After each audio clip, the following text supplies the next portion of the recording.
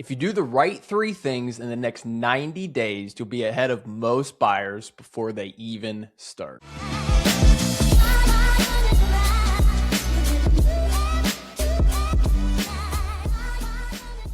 Welcome back, ladies and gentlemen, to another episode of Closing the Deal. I am one of your hosts, Zach Dickson, and sitting across from me on my screen this morning is my co-host, Sam Enright. And today we are talking about a 90-day plan to buy a home in 2020. Super excited for today's episode. Sam, how are you feeling today? Man, I feel great today. No complaints over here. Energy levels are good, so I'm excited, man. I'm excited to dive into a 90-day plan with you guys and talk about how to get you guys ready to go, prepped for 2026. If you are considering buying a home, right? Yeah, and hopefully if you are considering it, this episode will provide a little bit of value and maybe just a little bit of a nudge off of the cliff there, and hopefully get you pushed towards the starting the journey to purchase your own home here in 2026. So Yeah, 100%. This is going to, this month, January, we've been really focusing on obviously a big picture, right, of 2026 and how to get prepped, how to get ready. If that is something you're considering, which, I can tell you on our side of the business, it has been crazy this past week. A lot of people coming out, holidays are past, getting excited, ready to, move into 2026 and make that home buying dream a reality for themselves. So I have zero doubts that this episode is going to be value packed and give you guys some actionable items that you can take out there and start implementing and start figuring out to where you guys can get prepped up for this year. Absolutely. So today's episode is going to be set up just kind of pretty simply. We're going to go through, the 90 days, which is 3 months, what we should be doing in month 1, what we should be doing in month 2, what we should be doing in month 3 to get us started, get us prepared for the home buying journey itself. So why don't you kick us off and talk about month 1, how we should get started, and what that looks like for the listeners. Absolutely, man. Yeah. So getting into month 1, the biggest thing to take a look at before you get started on your home buying journey that most buyers miss is financial prep. This is a huge one, right? Because a lot of times in life, I know you guys have seen, I want to bring an example in here. I know you guys have seen those ads for Rocket Money where, they come in, they're like, if you can tell me all the subscriptions you pay for, I'll give you $100. And then they set up with Rocket Money and they're like, oh, did you know they always use the example of like paying for 3 DoorDash accounts or something like that. It always makes me laugh. And like my brother the other day was like, how many people are actually paying for 3 DoorDash accounts and don't realize it? I think in my personal opinion, that might be a little bit of hyperbole, but I think it does ultimately set the tone for most people when it comes to finances, right? It's kind of, don't really look at it, you know what I mean? Sort of deal. Like, don't take too much into account because, nobody typically likes to peel back the layers of the onion and kind of see what's really going on underneath. I know I've been guilty of that in my past of just like, we'll just keep doing what we've been doing. I don't really want to look too deeply into this because then I'll start looking like, wow, my gosh, look at all this money you're spending. Look at all these things you're doing. So, but guys, when it comes to buying a home, this is key. This is the reason it's month 1, right? It's one of the most important things that you can do because in order to buy a home, you have to put yourself in a prime financial position in order to do so. So what does that mean? What does financial prep mean? What are we looking at here? So we're going to be diving into obviously your budget. Most people, I would venture to say, don't budget. They don't really know what's going in or what's coming in, most people know what's coming in, but they don't know necessarily what's going out, right? So this is going to be the biggest thing to start taking a look at is, where can you trim the fat? Where are you spending money that maybe is not necessary?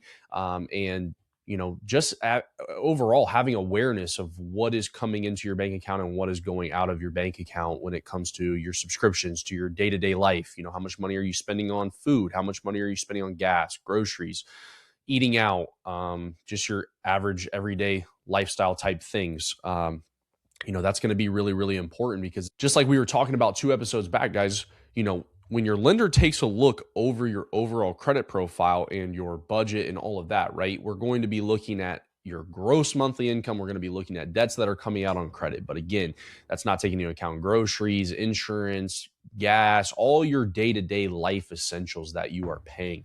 And so you have to be the one who conducts this. You have to be the one who does the deep dive and takes a look into where are we currently standing at? What does everything look like? What can we cut out? What can we make work? And so that's going to be key. Number one is taking a look at the budget, taking a look at everything that's going into the bank account and coming out of it. Secondly is going to be savings. You know, how much money are you setting back every time you get paid? How much money have you already built up? You know, where does things stand with that? Do you have a little bit of money saved? Do you have a lot of money saved?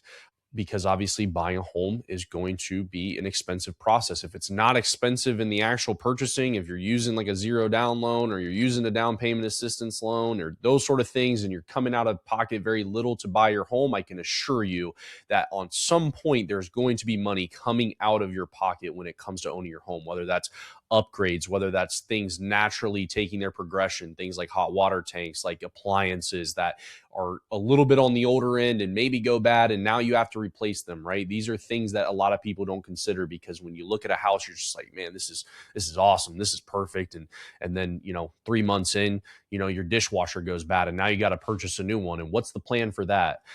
You know, those things are important. So what does your savings look like? What are your savings patterns? You know, how can you upgrade those, get better, and that sort of thing. And then debt awareness, right? You know, we see a lot of credit reports all the time. We have people that, you know, have very little utilization on their credit cards. We have people that have a lot of utilization on their credit cards. We have people that have 25 accounts with minimum payments. We got people that have 2 accounts with minimum payments, right? So everybody's a little bit different. It's going to be all over the different spectrums, you know. So taking a look at that, taking a look at your situation, those things are vitally, vitally important to understanding your financial health as a whole. And this is information that obviously once you figure out for yourself, you can take and have that conversation with your lender. Hey, this is what my life looks like. This is what my budget is currently setting at. You know, we did the due diligence. This is where we want to be. This is what's going to make the most sense for us. And that obviously helps us as a lender curate more accurate loan programs and types and budgets for you when you're going out and purchasing a home. So I would say if buying a home is on your radar in 2026, this is the single most important thing that you could do, is take a deep dive into the finances and figure out where things currently stand at. Yeah, I could not agree more, brother, honestly, because we've talked about it so many times in our content podcasts in general, that this is the biggest financial purchase you will likely make in your lifetime. And so it only magnifies the need to have this prep done when you're making such a large financial purchase. You know, we do these things when we go to spend $100 at the grocery store or $500 on a new, you know, video game console or something that we want, new golf clubs, whatever it may be. Like, we do these things in prep of those small purchases. It is crazy to me that we wouldn't do those things in front of such a large financial purchase, such as buying a home. And so I just couldn't agree more. Those are the things that you need to get started with before you're even thinking about the home itself, you know, upgrades to the home, location, et cetera, all of those things. The financial picture needs to be clear. First and foremost, to you as the home buyer, you need to have a full grasp on what's going on. And so you're able to kind of communicate that to your team as well and provide them a clear picture and allow you to, you know, just feel free when you get that process started. Again, like we talked about in the previous episode, if you don't have the prep work done before you get this journey started, you're in for a good amount of trouble. Unfortunately, you're going to hit a hiccup and it's not going to go as smoothly as it possibly could. So wholeheartedly agree. Definitely want to get started on the financial picture as soon as possible when you decide that you want to purchase that home. Yeah. And guys, honestly, in today's day and age, there is a plethora of different tools and assets out there for you to use. If you've never budgeted before, if that feels overwhelming to you, I mean, a simple Google search or a simple type into some sort of AI engine will likely get the conversation started and get you looking at the points that you need to, right? And help you kind of break that down for yourself. So, you know, don't let that be an excuse to not do it, is because you've never done it or you don't understand it, because we have legitimately any information that we want at our fingertips every single day. And so I know in the past, I've been I'm guilty of this just as much as the next person. Sometimes tasks feel insurmountable, and but at the end of the day, if you're willing to put a little bit of time in, if you're willing to put a little bit of effort and energy in, you can find plenty of tools out there that can help you navigate that world of figuring out what your budget should be and how to kind of plan around what you're spending and best optimize your finances to get you into the position that you're looking to be in. Absolutely, brother. Absolutely. So, getting started with month 2, why don't you take us into that as well? Because it does pretty much stay on the lender side of things as well into month 2. So, why don't you get us started on that one? Yeah, for sure. So, once you've taken that time, and again, as you guys can see, these are broken down by months, right? So you don't need to sit down on one Sunday afternoon for 8 hours and break down your budget. It doesn't have to be that sort of thing where you're like, I can't carve out the time. Even if it takes you a 30-day process, but you spend 15, 30 an hour, 15, 30 minutes or an hour a day just working on these little things and then picking back up where you left off the next day or the day after that, you'd be surprised at how much you can accomplish in a month time frame, right? So this is not something that you have to absolutely sit down and figure out on day one. Take your time, review everything, make sure that no stone is left unturned, and get yourself into a good position to understand those finances, right? And so then month 2, we're going to start talking with a lender and getting into the position where now we're looking at credit, and now we're looking at your pre-approval, right? So getting in touch with the right lender, whether that's someone that locally, whether that's somebody that you heard from a friend of a friend or family reference or whatever the case may be, right? Or whether you heard from here at closing the deal and want to come work with us at Case and Home Loans. Obviously just making that connection, getting in touch with the lender, letting them know, hey, I've sat down, I've looked at my budget, I'm ready to start kind of doing a deeper dive into credit and doing a deeper dive into pre-approval, and see where we can set ourselves up for 2026, right?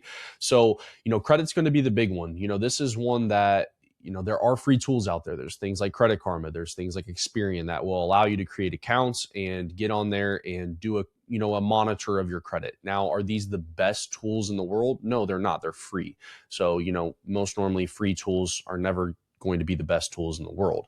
But there are ways that, you can pay for, credit reports to do a little bit of a deeper dive into certain things. But, that's obviously what we're here for. So, we always start with a soft pull and just kind of assess where the situation is at, and take a look at credit, So if everything's good and dandy, don't need to worry about it, right? And if you're, on a little bit of the struggle train with credit, those are things we can evaluate and give you tips and pointers on how to, better that situation. And that's why this is important to have these conversations early on in your process, is because you would hate to get to the point where you're already looking for homes, you haven't done any due diligence on your credit, you're not sure where it's currently sitting at, and then you find the perfect home, right? And you go talk to the lender, and then all of a sudden it's like, well, hey, we got to take a step back. You're going to need 30, 60 days to work on these credit items. And now that house is gone, it's in contract, it's been sold, and now you're bummed out, right? So, I don't think there's anything wrong with getting excited and doing a little bit of home research in the forefront, but we also have to set the proper expectations, right? That until you've had that conversation with a lender, until you've got into the point where you've had your credit reviewed, you've had your income profile reviewed, you've had the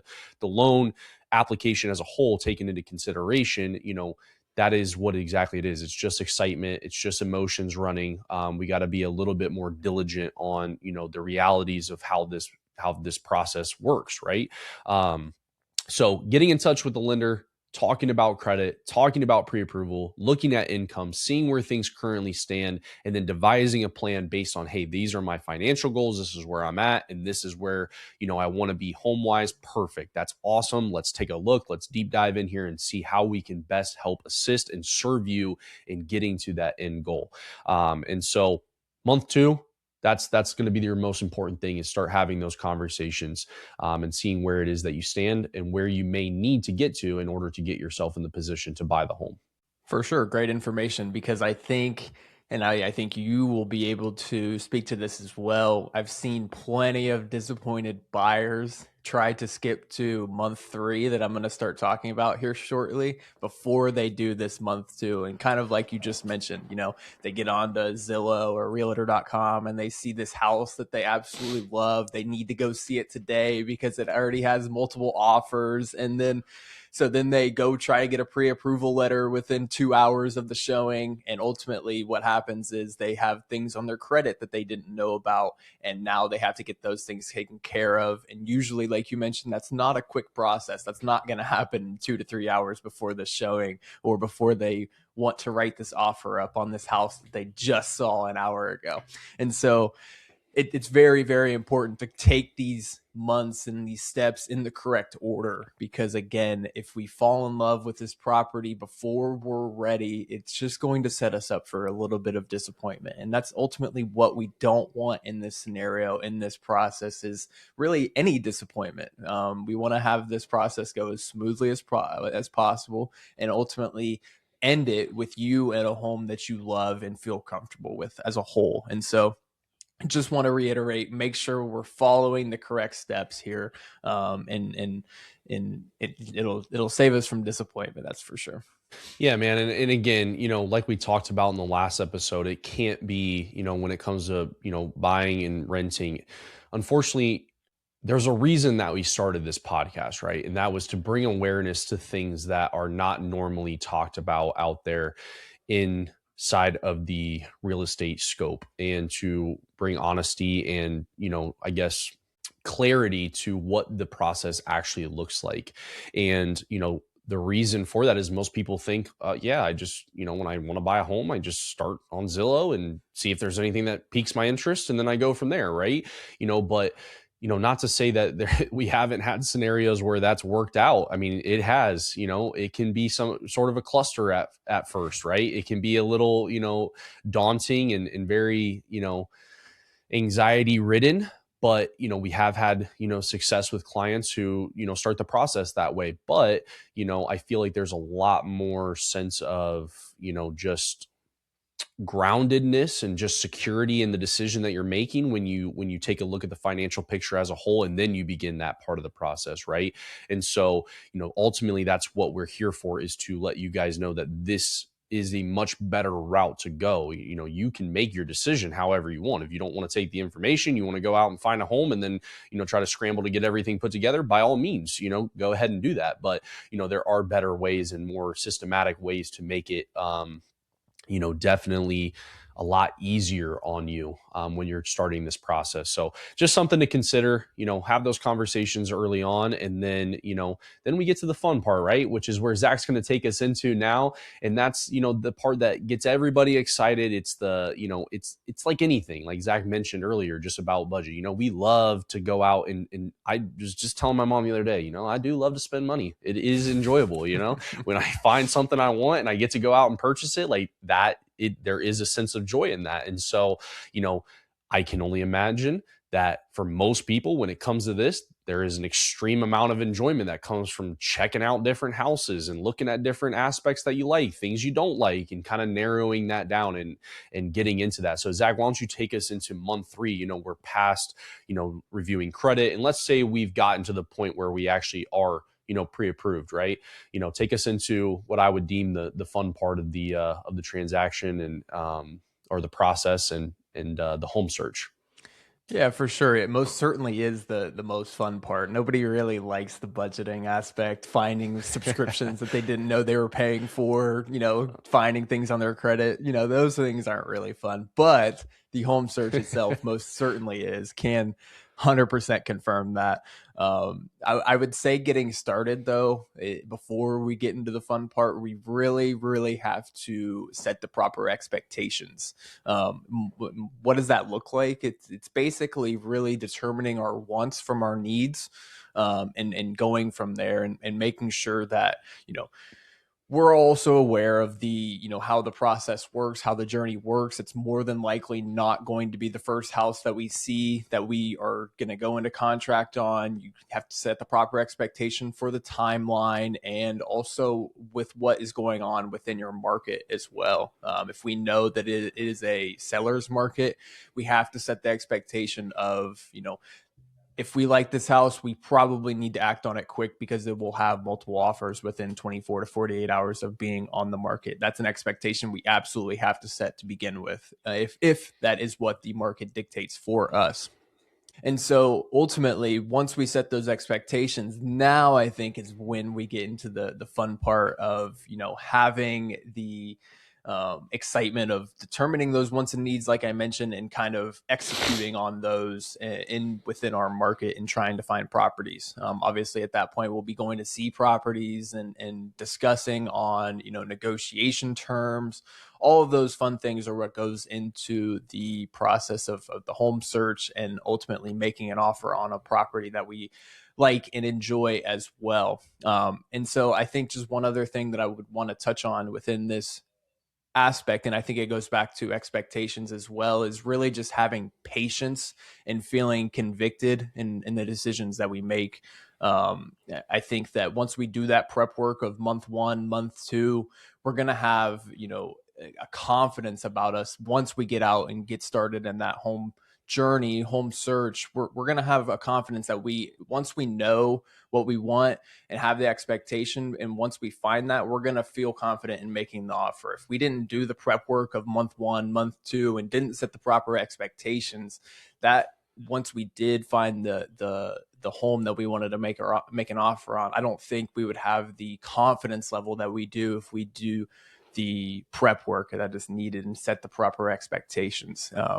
And so going back to the patience route, we want to make sure that, we are finding something that is based on our wants and needs, and also something that it is not, that we're not settling for. Because again, this can be a tedious process. It really can be. As much fun as it is, seeing properties, if you leave a property feeling like this isn't the one, it can be a little bit disheartening, I think, especially if you do that over and over and over again. And so ultimately, I think we just have to have the expectation that, we're not going to settle. We're not going to, try to make something what it is not, unfortunately. And so I think it just goes back to the expectations front. And once we have those set and the prep work done, I think that is really when the process takes off and is really fun, honestly. So Yeah. Yeah, for sure, man. Obviously hit on a lot of good points there, and overall, my largest takeaway from all of this, right, is just, we've touched on it. The last episode, touching on it now, preparation, I feel like breeds confidence, right? So when you're prepared, when you've taken the proper steps, you're going to feel a lot more, you're going to feel a deeper sense of calm, a deeper sense of clarity over, and that applies to all areas of life, right? No matter what challenge or what, sort of thing you're trying to undertake, the longer and the more work that you put into understanding that process as a whole, the better off you're going to be and the better off you're going to feel throughout it. So, if we want to get to the part where that home search is really the fun part and where we really get into, hey, this is great. We got to do that work on the forefront. We got to take a look at the budget. We got to take a look at our monthly financials or yearly financials or financials as a whole. And then we got to really dig into the credit and the pre-approval and, making sure that, we're looking at the right things that when you do find the home that you're ready to go on, in the back of your head that all of that work was not put in vain, that is going to then lead to a smoother, better process throughout. And so, that's my overarching, I guess, theme / takeaway from this episode, is just that there is beauty in the preparation, and please don't skip that part. Please don't overlook it and think that it's not important, because it is. Again, some of this may fall on some deaf ears, and people will go and do whatever it is that they normally would do, and that's cool. But for the people out there that I guess are more like me and, like that structure, like that process, like being that, that base of, hey, we go from A to B to C. And then I know that once we do A, B, C, that's going to equal D, right? That's going to equal our outcome that we're looking for. I feel much better and feel much more resolved in my decision making when that is the thought process that I go into these things with. Absolutely, absolutely. Because 1+1 doesn't equal 4. 1+1 Yeah. +2 equals 4. If we skip the +2 step, we don't get to the ending. And I think that just applies really all in all in life. The most fun part about booking a vacation, in my opinion, is like the time from when you book it until like the day you leave, like that middle period, like the journey of where you're going, is usually the most fun aspect of whatever it is. And so definitely just want to make sure that we reiterate this episode. Enjoy the process, enjoy the journey, and take it in, because ultimately, that you probably won't get to the end point if you don't indulge in the journey to begin with. Yeah. Yep. 100%, guys. Could not agree more. So, guys, if you've made it this far, I would highly recommend saving this episode, sharing it with a friend, because I can guarantee you that you guys are going to come back and reference it more than once this year or in years to come. I think this is probably going to be one of our biggest, most value-driven episodes, to date, because it really is so important to look at these things in the inner workings and making sure that you are taking all of this into consideration and into account when, starting that home buying process, to make it, much easier on yourself and in a much more, ultimately enjoyable process. Is there anything else that you wanted to add in there at the end? I don't think so. Just enjoy the process, enjoy the journey, and we will, you'll enjoy the results as well. I can promise you that. Absolutely, man. Couldn't agree more. All right, guys, we'll catch you on next week's episode. Cheers.